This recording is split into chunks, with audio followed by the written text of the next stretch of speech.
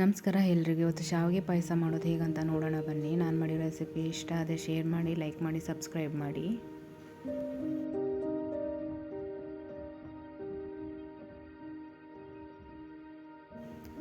ದ್ರಾಕ್ಷಿ, ಗೋಡಂಬಿ ಮತ್ತು ಶಾವಿಗೆ 1 ಸ್ಪೂನ್ ತುಪ್ಪ ಹಾಕಿ ಫ್ರೈ ಮಾಡಿ ಇಟ್ಕೊಂಡಿದ್ದೀನಿ. ಒಂದು ಪಾತ್ರೆಗೆ ಹಾಲು ಹಾಕ್ತಾಯಿದ್ದೀನಿ 1 ಲೀಟ್ರು.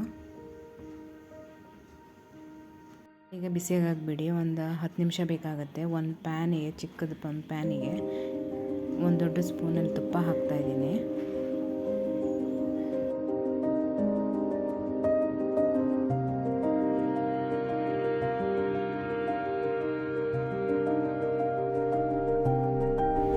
ಇದಕ್ಕೆ ದ್ರಾಕ್ಷಿ, ಗೋಡಂಬಿ ಎಲ್ಲ ಹಾಕ್ಕೊಂಡು ತುಪ್ಪದಲ್ಲಿ ಫ್ರೈ ಮಾಡ್ಕೊತಾ ಇದ್ದೀನಿ.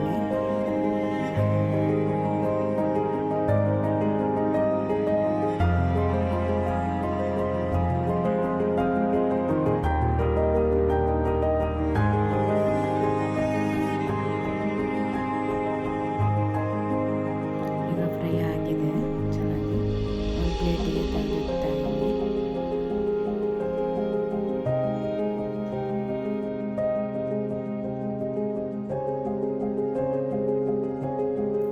ಹಾಲು ಕೂಡ ಬಿಸಿಯಾಗಿ ಬಂದಿದೆ.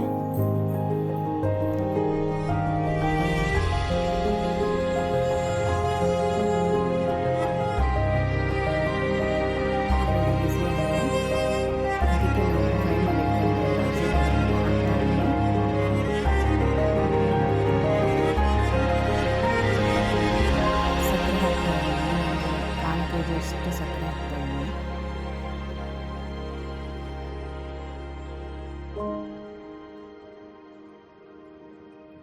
ಹಾಕಿದ್ದೀನಿ. ಆ ವಿಡಿಯೋ ಒಂದು ಸ್ಕಿಪ್ ಆಗಿದೆ.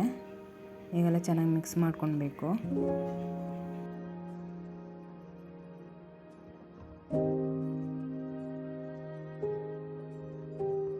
1 ಸ್ಪೂನ್ ತುಪ್ಪ ಹಾಕ್ತಾಯಿದ್ದೀನಿ.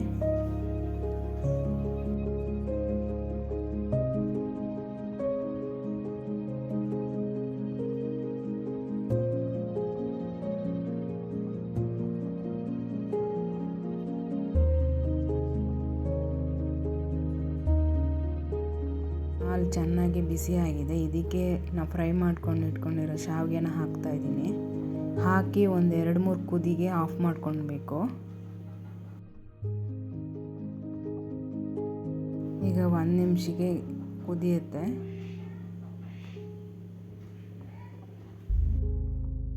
ಈಗ ಚೆನ್ನಾಗಿ ಮಿಕ್ಸ್ ಮಾಡಬೇಕು.